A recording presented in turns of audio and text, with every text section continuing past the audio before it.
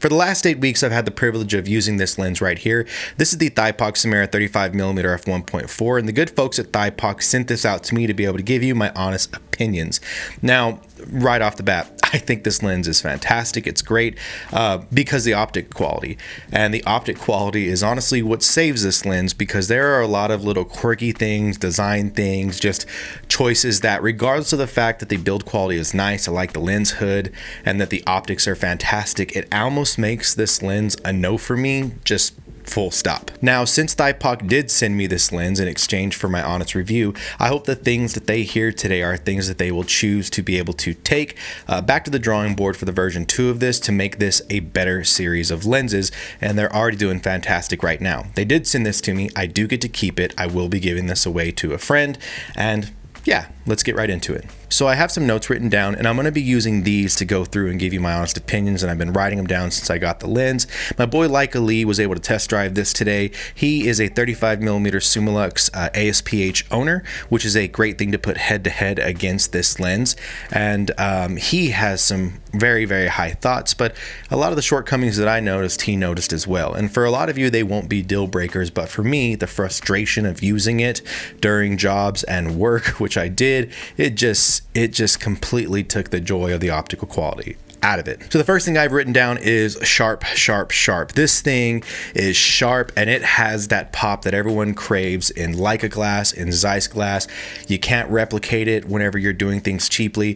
Leica completely knocked this out of the park. The sharpness, the resolution out of these, whether it's wide open or stop down, in low light, in backlight, it doesn't matter. And every single thing that I put this lens through, it was absolutely amazing. This lens right here gives me a rendering that I just absolutely adore, and it's something that reminds me of the Zeiss lineup, the Bygons and the Distigons. Whenever it comes to the M mount system, which this lens is for, that's what this lens reminds me of, and that is huge praise coming from me, because those are my favorite lenses for the M system. And I recommend to a lot of people, if you can't go out and immediately buy Leica lenses, I always recommend those Zeiss lenses, and this lens actually would probably take the cake for me now at this point. Yes, it's a little bit bigger, it's even bigger than my boy Leica Lee's 35 ASPH Summilux, but the size is traded off with the fact that it's not that heavy, and the build quality and the tolerance feels really good. This is a nice vintage design lens. It's got a wide f1.4 aperture,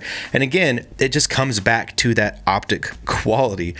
This has a whole bunch of different lenses. I have them, or the elements, I have them written down right here.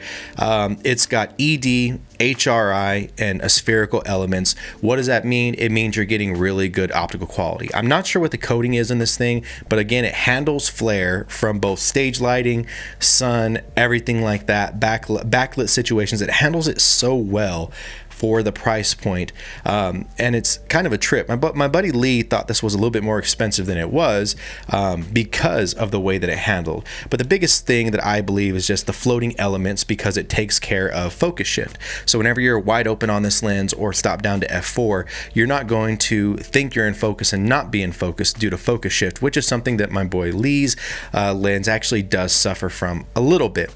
But again, it's just the optical quality. All of those elements, I don't know a whole bunch about the technology and science behind lenses, but I know when images look really damn good, and I know when people compliment me on those images for looking really damn good. And this is just a lens where it just looks really damn good, and I got to give hats off to that. So like I said, I did head over to a small town in Texas to hang out with my boy Leica Lee so he could actually try this lens, because I wanted his opinion as someone who's been shooting weddings, portraits, and just built his portfolio honestly over the past couple of years on a 35mm Summilux ASPH. And so we're gonna watch some of that footage, show you some video taken and recorded on this. All images, digital images that are going to be shown, all video going to be shown, has been shot video and photo on this lens right here. All right, Summilux time. What are the pros of your 93 Summilux? Take us through it quick. I really like how not totally sharp it is, man. Because I think the new APO stuff and the modern Leica formula is made to be almost perfect. But I do love how organic this feels, and I love the handling. And that's about it. Focus shift is not totally a terrible thing. I haven't noticed it at all. I don't think I really care because I shoot digital. I'm not, you know, wasting a couple dollars on a shot. So I can fail as much as I can, focus shift or not, and it just looks great on the Leica bodies. I got this lens about a year ago. I haven't serviced it yet, but it's still very tactically, that's a nice shot actually. Feels super buttery, very like smooth. So it's easy to rack and pull focus on a whim. So I've used it on a couple weddings and it's been really easy to capture focus, especially with like the M10. But yeah, nice and speedy, I would say.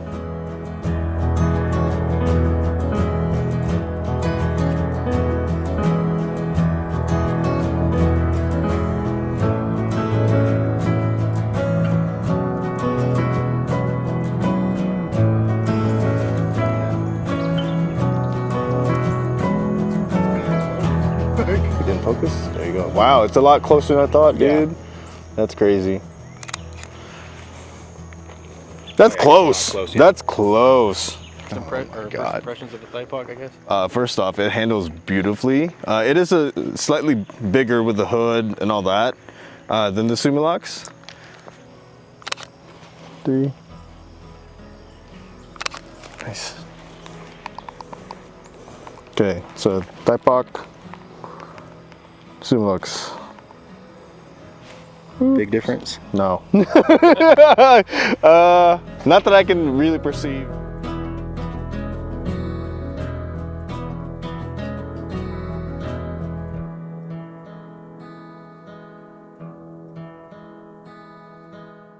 Dude, yeah. What about it? The infinity lock? Oh yeah. That would my flow up so much.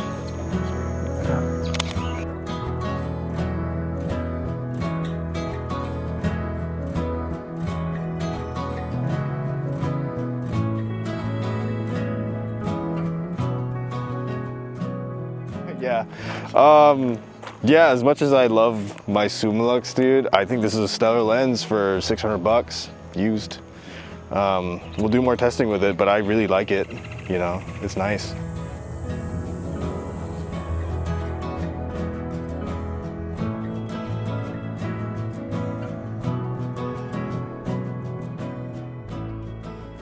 So from that, as you've seen, as you heard my boy Leica Lee, there's a lot of things to like about this lens, especially compared to the Simera. Now, there are going to be a lot of Leica purists who absolutely only want a Simera, and that's fine. Live your life. I personally think that if you're going to spend like $3,000 on a Leica kit system somewhere or another, start with the lens. So I'm also a fan of Leica glass, but I have to absolutely admit, the bang for the buck that you're getting for this for around $700, I'll put the price up if I got it wrong, is absolutely astounding. And I want to bring up something too, is we talk about Leica build quality. Well, what's the build quality? The build quality in this feels fantastic. The same way it feels fantastic like a lot of the newer Voigtlander lenses.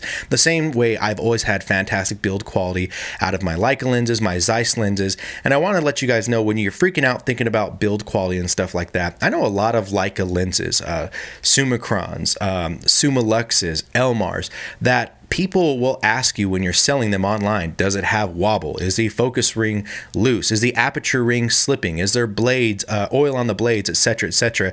Every lens, no matter what brand it is, once it gets older, it's going to start having issues. Now, compared to the 35 Summilux, you know, showing some shots of my boy Leica Lee, we did one side-to-side comparison after I just let him have free roam with it. And again, thank you, Lee, for doing that. And I'm just going to put them both up. I'm going to zoom in on both. There's going to be a 1 and a 2, an A or a B, whatever it is. And you tell me what you think the 35mm Summilux is versus what you think the Thypoc is. And I think you're going to be really, really surprised, because no matter who you are, no matter what you do, you can't tell the difference. You can guess, you can feel like in your heart, I get it, but not everyone's going to get it right. And I would guess to say that majority of people would get it wrong, and that's fine. You can still buy a lens because you want a certain brand. You can still buy a lens that's way more expensive than a cheaper counterpart because you want the lens. I'm just glad to say that there's a little bit more of affordable, for as affordable as Leica glass and the Leica M system can be. There's a little bit more affordable lens that completely just clears so many others whenever it comes to image quality. Now, this thing does have a fantastic vintage design. It has a square lens hood, and I don't think I'm alone, considering considering how huge brands like Square Hood are. Square lens hoods are actually, you know, the better alternative whenever it comes to a lens hood. And I mean, the tolerances are nice. It's well built. The focus ring is fantastic. It is nice and buttery smooth whenever it doesn't get hit up on this infinity lock, which we're going to talk about later. And the aperture ring is nice and clicky when it's clicky. This is it in clicky mode, but it has an amazing little party trick where you can actually press a little button or slide over a little lever and it will turn into a clickless aperture. Here's the same lens, now clickless. And this working for video, which I use this on, is amazing, and I'm gonna talk about it a little bit more, and I might make a video about how it worked from the video standpoint. But when I tell you about being someone who's a hybrid shooter, and if you only wanted one body to do something and you had to go back and forth between you know, shooting video and shooting photo in different lighting situations, etc., that little push of a little lever, a little switch, a little button, whatever you want to call it, to be able to go back and forth between clicked and declicked aperture is absolutely breathtaking and really usable. And I actually have evidence of me using it in the field at a paid assignment, and being able to switch back and forth just made things so much easier and made the control that I had just so much smoother. And it also has a second cool little party trick. It actually has a depth of field indicator that I think is really cool. While you change the aperture, it fills in these little dots to tell you where your depth of field is. So it's not just lines. And I don't know why that actually was pretty easy to read and to kind of judge. And I mean, whenever I go back to scale focusing on another lens, you know, I kind of did miss this. This lens right here focuses up to 0.5 meters away from the lens. It's fantastic if you have a digital camera with live view, or you're shooting on an SLR style camera like I was. It's a breeze. It's fantastic being able to shoot that close and it be sharp, even wide open. Lee shot a really close-up shot of me wide open, as well as of some debris and stuff like that. That is huge, especially if you're someone like him who's shooting weddings and you like to be able to do close focus portraits. That's actually a really big deal, and I enjoyed using that. I did it a lot for video. I did it a lot using that exact same type of distance for portraits in a couple situations and photos, even getting close up to him and showing you how sharp wide open these images are, focusing on this 35 Summilux and then focusing on his eyeball. It's nice. Again, this lens optically is really good, and I think that's its saving grace and its stronghold, because there's a couple things that I don't like about it that are honestly, I didn't think they would be, but they are complete deal breakers for me for using this for professional work going forward. Number one, it is this infinity lock, and I've heard people talk about it, that it's annoying, but it's fine because, oh, all you have to do is push down on it and you know, you do it naturally. No, you don't. You don't. There were so many times whenever I was using this to be able to take photos of a production of The Wiz at a local theater that I was hired out to do. So many just examples for photo and video where whenever I came all the way to the end and I detented, I pressed, and I knew in the back of my head I had to keep this little lever right here unlocked by pressing down, that way it wouldn't get stuck in infinity. And I still did. And I struggled and I struggled and I struggled to get over it, because every time I would go to focus somewhere close after I was focused you know, at something further away and widened out, I had to keep going back and making sure I had the thought to press this down, because it wasn't intuitive, it wasn't quick, it wasn't flawless, it wasn't easy. This frustrates me. I get it because it's on a vintage design, but I think that for who this is being, you know, advertised to and who they sent this to, these lenses to do these reviews, a lot of them aren't really the portrait shooter. A lot of people are these you know, street photography shooters. This is just a bad decision. It's just a bad decision whatsoever, or all around, not whatsoever, just all around. It's just a bad decision to have this. We don't need focus like infinity locks on our lenses.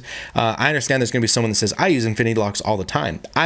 Trust me, if they were that important, we would have them more and more and more on other lenses, besides some that are trying to be vintage and, you know, have a distinct look. I don't like this. I don't like this at all. I think this is just a bad choice. And I'm not trying to tear this down or bash you guys, but ThigPoc, I need you to understand that even just this ring, this focusing ring is so nice, so easy to grip, so smooth. There is no grind. Like this is a perfect focus ring. It is dampened perfectly, everything, and it's ruined because of this. Now, if you were to remove this and do like the little U shape that Voigtlanders and Leicas have, or even just not not have a notch, not have a little tab for focusing. I would even take the Zeiss tab over this. But this infinity lock makes it absolutely, you know, not worthless to me, but I'm not going to keep this lens because it's not going to be usable for me in the field whenever I'm working jobs, just because of that. I just can't keep this lens. It's not better for me than adapting my contacts lenses, even though I would love it because it would make work so much easier going between photo and video. I can't use this lens because it is just so frustrating. This is the deal breaker. I will not be keeping this until they make a version without it, because I'm telling you guys, you're thinking, oh, you're being dramatic. No, I'm not. I'm not. When you're someone who's having to use it quickly, and I told them I was going to be using it for jobs, I told them that, you know, like, that's just frustrating. And I wish that wouldn't be there, because this would be a near perfect lens without it. The other thing that I didn't think I was going to care about, but that I did care about, because why, is the fact that the aperture ring goes from third stops to half stops to full stops. So you're at third stops from f1.4 all the way to f4, and then from f4 to f8 you're at half stops, and then from there you're at full stop for the last two. And I'm one of the people that, you know, I just look at my lens. I don't, you know, or at least I thought I did. I thought I looked at my lens and I didn't do everything based off of remembering how many clicks and stuff like that. But there were times where I was going back and forth and I just forgot where I was at and shot things at an aperture that I really wasn't trying to shoot things at whenever I was trying to get really, really fast. I mean, everything else basically about this lens I just absolutely love. It's a little bit bigger in size, but I don't care. It's worth it. The square lens hood might protrude a little bit more, but I absolutely love it because it is a great square lens hood that blocks out flare and stuff like that. And if you keep this on, you're going to be just fine. But it's an overall fantastic lens. It's an overall just good ass lens to purchase. But man, I can't stress enough, this infinity lock, this lens is fantastic. It's great. I don't think you need to optically make a version 2. This is a damn near perfect optical lens. As far as Thypoc and things like that, their sister company DZO and what they're producing, it's just amazing for the cash. You can call them budget lenses, you can call them entry level, but this is not entry level to me because of the quality and because of the price. This right here is the better Leica alternative, period. If you're not going to save up to buy a 35 Summilux, this is the lens to purchase. And I'm pretty comfortable saying that, except for that infinity lock. Really ruined a great thing. Take it light, but take it. Have a good one.